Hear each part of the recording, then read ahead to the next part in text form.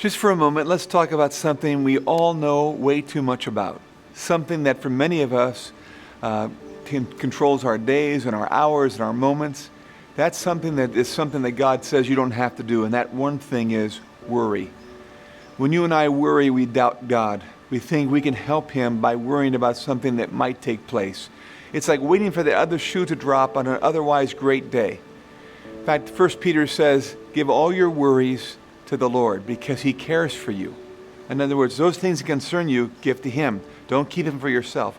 When you and I worry, we doubt God. We're divided in our mind and our hearts. God, do you really care for me? Do I really trust you, Lord?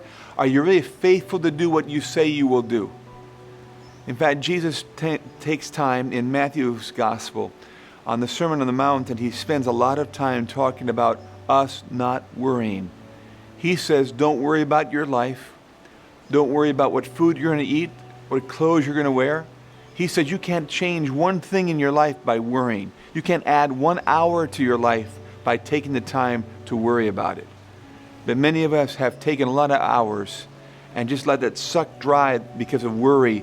All the fears come to the forefront. We say, God, can I really trust you? We worry about tomorrow. We worry about our health. We worry about our kids. We worry about the future. We worry about our finances. Instead of saying, God, I'm going to trust you.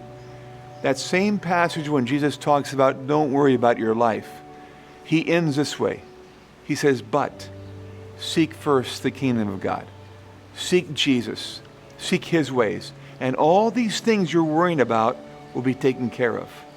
All the things that you need, He'll add to your life.